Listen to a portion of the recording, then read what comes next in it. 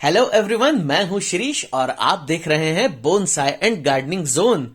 बहुत सारे व्यूअर्स मुझसे लगातार रिक्वेस्ट कर रहे थे कि मैं लोटस ग्रोइंग और केयरिंग के और भी वीडियोस बनाऊं, तो आज का ये वीडियो लोटस उगाने की सीरीज का सेकंड पार्ट है। अगर आपने फर्स्ट पार्ट मिस कर दिया है तो ऊपर दिख रहे आई बटन पर क्लिक कीजिए। वीडियो का लिंक मैं डिस्क्रिप्शन बॉक्स और पिन कमेंट में भी दे रहा हूं।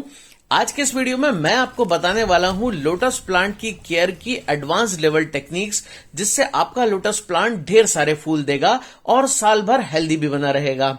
साथ ही मैं ये भी बताने वाला हूं कि अगर कमल का पौधा फूल नहीं दे रहा है या सूख गया है तो उसमें कैसे फ्लावरिंग शुरू की जाए और डॉर्मेंसी खत्म होने के बाद ग्रोथ सीजन यानी कि मई जून में कैसे पौधे की हेल्दी ग्रोथ हो जिससे बढ़िया और लगातार फ्लावरिंग मिल सके।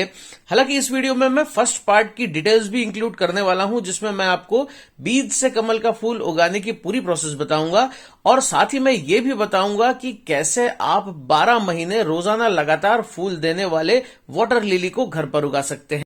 तो चलिए वीडियो को शुरू करते हैं।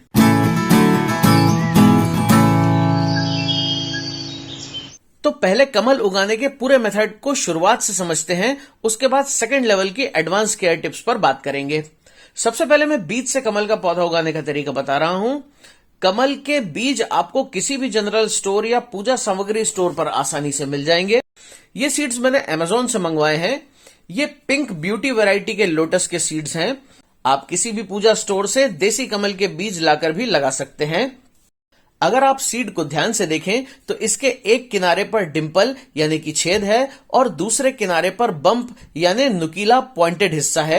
हमें इस पॉइंटेड नुकीले हिस्से की तरफ से घिसना है। अब किसी खुरदुरे पत्थर या इस तरह के सैंड पेपर पर बीज को घिसिए। इसे अंदर का सफेद हिस्सा दिखने तक घिसते रहिए। अंदर का सीड दिखने लगा है। कांच या प्लास्टिक के बर्तन में पानी भरकर इन सीड्स को पानी में डाल दीजिए। आपको रोज इसका पानी बदलना होगा, वरना इसमें बहुत जल्दी फंगस लग जाएगी और बीज खराब हो सकते हैं। 4 दिनों बाद कुछ बीज खुल गए हैं और इनमें जर्मिनेशन शुरू हो गया है।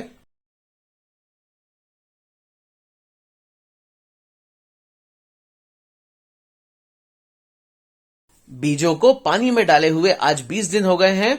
हर सीड में बढ़िया रूट ग्रोथ हुई है और अब ये मिट्टी में लगाए जाने के लिए तैयार है। लोटस या वाटर लिली उगाने के लिए आपको बड़े कंटेनर की जरूरत होगी, क्योंकि इसकी जड़ें काफी ज्यादा फैलती हैं। आप इसे प्लास्टिक या सीमेंट के बड़े कंटेनर में लगा सकते हैं। कंटेनर की चौड़ाई ज्यादा होना चाहिए। मैं इस 26 इंच चौड़े और 18 इंच गहरे 50 लीटर वाले प्लास्टिक टब में लोटस उगाने वाला हूं। लोटस प्लांट उगाने के लिए आपको 10 दिन पहले से मिट्टी तैयार करना शुरू करना है। इसके लिए आपको जरूरत होगी चिकनी मिट्टी की, क्योंकि कमल कीचड़ जैसी चिकनी मिट्टी में उगते हैं। मैं ये खेत की चिकनी काली मिट्टी ले रहा हूं। मिट्टी को भिगोकर 1 दिन के लिए छोड़ दीजिए। अगले दिन मिट्टी सॉफ्ट हो गई है।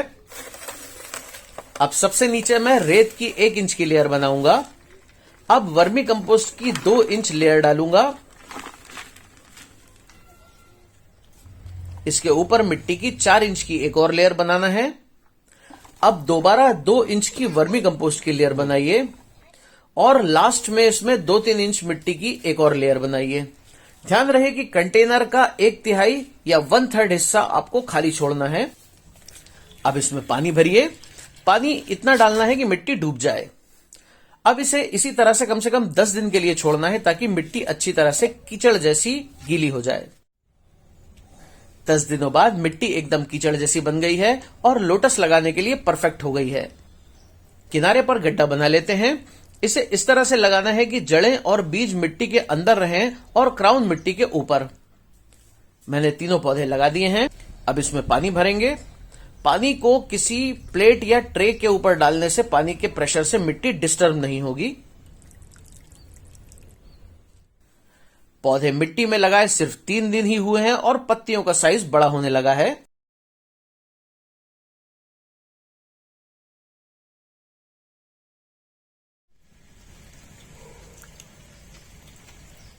ट्रांसप्लांट के 21 दिनों बाद पुराने पत्ते पीले पड़ने लगे हैं और नए पत्ते बढ़ते चले जा रहे हैं।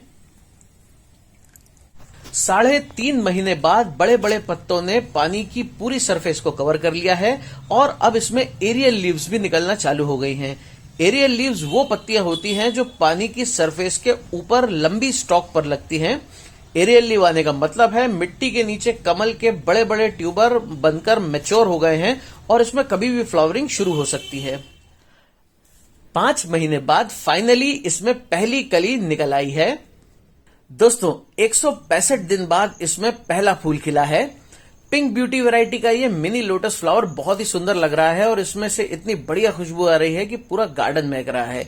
ये इसी तरह से 1 हफ्ते तक खिला रहेगा। कमल उगाने का तरीका तो आप सीख गए। चलिए अब ये जानते हैं कि सीजन खत्म होने के बाद लोटस प्लांट की सारी पत्तियां क्यों सूख जाती हैं, आपका लोटस का पौधा फूल क्यों नहीं दे रहा, कैसे इसमें फ्लावरिंग शुरू कर सकते हैं और ग्रोथ सीजन में किस तरह से पौधे को दोबारा हेल्दी बनाया जाए जिससे ढेर सारी फ्लावरिंग हो। ये वही लोटस प्लांट है जिसे हमने पिछले सीजन में बीज से उगाया था। जुलाई से लेकर अक्टूबर तक इसमें ढेर सारे कमल के फूल आए। नवंबर का महीना शुरू हो गया है जिसमें लोटस प्लांट डोरमेंट हो जाते हैं। सर्दियों में कमल और वाटर लिली के पौधों की ग्रोथ रुक जाती है और ऊपर की सारी पत्तियां सूखकर मर जाती हैं। इसका मतलब ये नहीं कि पौधा खराब हो रहा है, सारी पत्तियां सूखने के बाद भी नीचे ट्यूबर जिंदा रहता है। सर्दियों में पौधे की एनर्जी बचाने के लिए सभी एरियल लीव्स को वाटर लेवल से थोड़ा ऊपर से काट दीजिए और कंटेनर का वाटर लेवल कम करके 1-2 इंच तक ही रहने दीजिए। कंटेनर्स को ऐसी जगह रखें जहां सर्दियों में इन्हें ज्यादा से ज्यादा धूप मिले। ट्यूबर को और फिशेस को सर्दियों से बचाने के लिए इसमें डकवीड, अजोला या वाटर कुकुम्बर जैसे पौधे भी लगा सकते हैं। आपके आसपास किसी तालाब या पोखर में इस तरह की थोड़ी सी डकवीड लाकर डाल दीजिए, ये पूरे पॉन्ड में फैल जाएगी। पिछले साल बीज से जो कमल के पौधे मैंने उगाए थे ये वही लोटस पॉट है। इसमें मैंने वाटर कैबेज के पौधे उगाए थे जिसने पूरे टब को कवर कर लिया है। देखने में लग रहा है जैसे इसमें कमल के सारे पत्ते सूख चुके हैं और इसमें कमल का पौधा पूरी तरह से मर चुका है, लेकिन ऐसा नहीं है। दरअसल डोरमेंसी पीरियड के दौरान पौधा अपनी एनर्जी बचाने के लिए सभी पत्तों को सुखाकर मिट्टी के नीचे ट्यूबर यानी कमल की मोटी जड़ों की ग्रोथ कर रहा है। अप्रैल महीने के आखिर में डोरमेंसी पीरियड खत्म हो जाता है। इन छोटी छोटी पत्तियों को देखिए, अभी मिड अप्रैल चल रहा है और लोटस ट्यूबर्स में नए शूट्स निकल आए हैं। अब लोटस की ग्रोथ अच्छे से हो सके इसलिए इन वाटर कैबेजेस के पौधों को दूसरे टब में शिफ्ट कर दूंगा।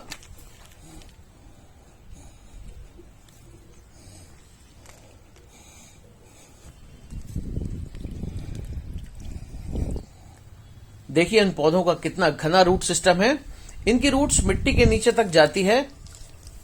नए टब में ये कुछ ही दिन में सेटल हो जाएंगे। इसकी फिशेस को भी मैंने पहले ही दूसरे टब में शिफ्ट कर दिया था।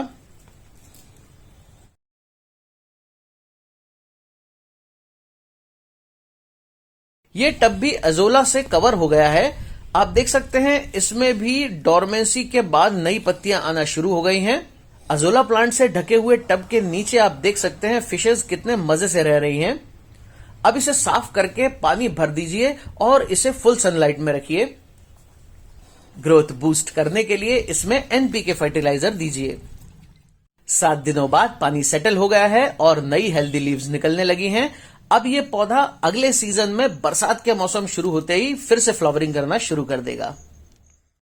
लोटस का पौधा उगाना तो बहुत आसान है, पर ज्यादातर लोगों को इसकी देखभाल के बारे में जानकारी नहीं होती, जिसकी वजह से पत्तियां तो आ जाती हैं पर इसमें फूल नहीं आते और इससे काफी हताशा भी होती है। तो अब मैं आपको वो 5 कारण बताने वाला हूं जिनकी वजह से लोटस में ब्लूमिंग नहीं होती।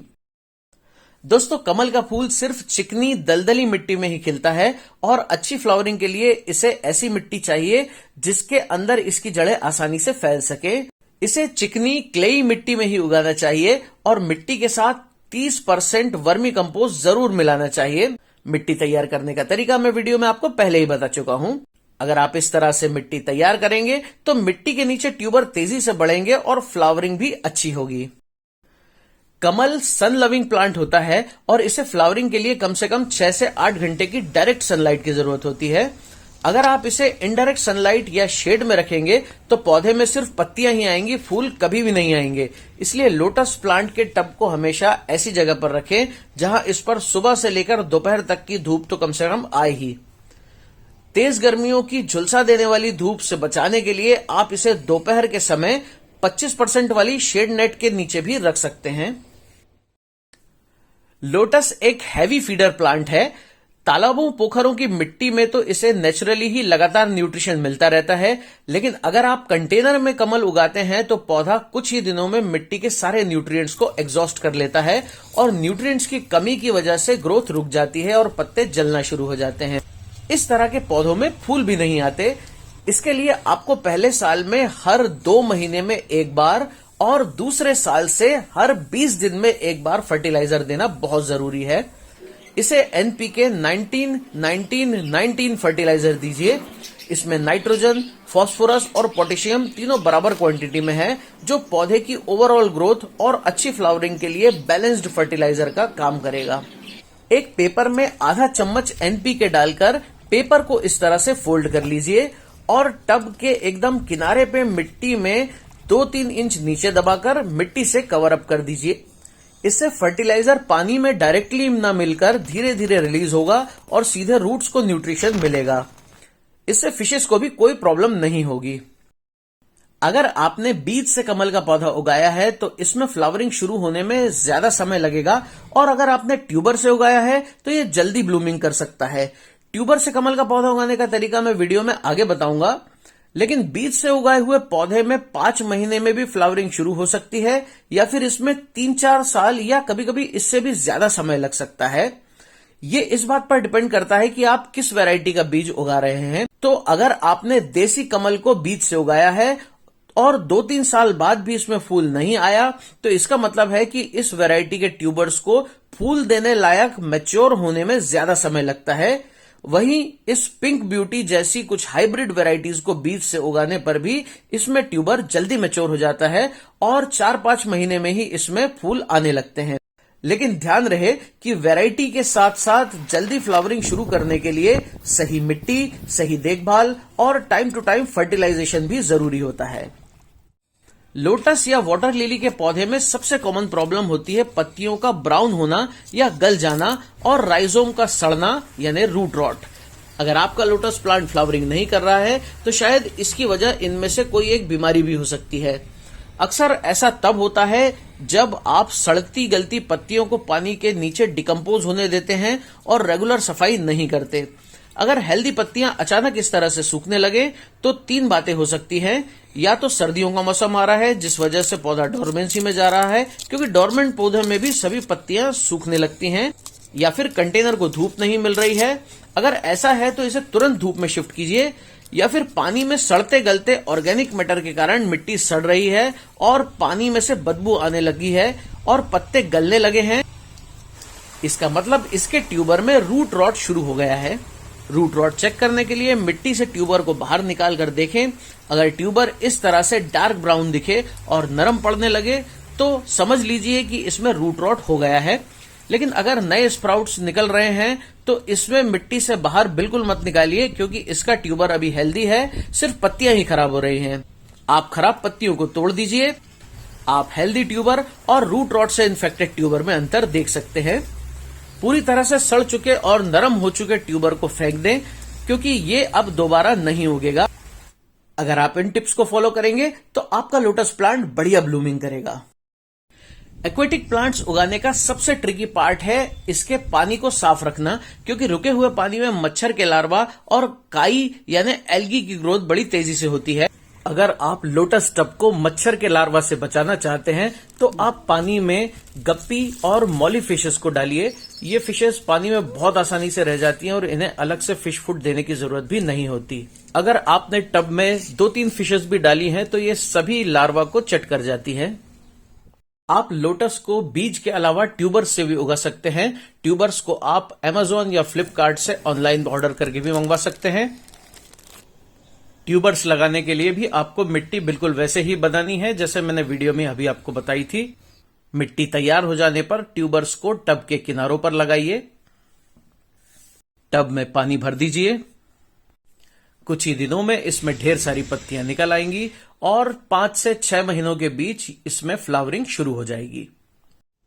इसी तरह से आप टब में वाटर लिलीज भी लगा सकते हैं। वाटर लिली के पौधे भी आपको Amazon या फ्लिपकार्ट पर ऑनलाइन आसानी से अवेलेबल हो जाते हैं। वाटर लिली के पौधे इस तरह से राइजोम्स के साथ आपको मिल जाएंगे। इन्हें भी आप वीडियो में बताए तरीके से मिट्टी बनाकर लगा सकते हैं।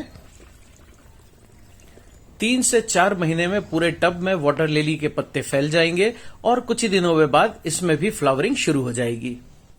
अपनी गार्डनिंग रिलेटेड प्रॉब्लम्स के बारे में मुझसे डायरेक्टली चैट करने के लिए प्लीज मुझे इंस्टाग्राम पर फॉलो कीजिए। इंस्टाग्राम का लिंक आपको डिस्क्रिप्शन बॉक्स और पिन कमेंट में मिल जाएगा। और ये है आज का कमेंट ऑफ द वीक। तो ये वीडियो आपको कैसा लगा मुझे कमेंट करके जरूर बताएं। वीडियो पसंद आया हो तो इसे लाइक और शेयर करें। मेरे इस चैनल को प्लीज सब्सक्राइब जरूर करें। नए नए वीडियोस का नोटिफिकेशन सबसे पहले पाने के लिए बेल आइकन को प्रेस करें। तो मिलते हैं अगले वीडियो में। Thanks for watching and keep on gardening.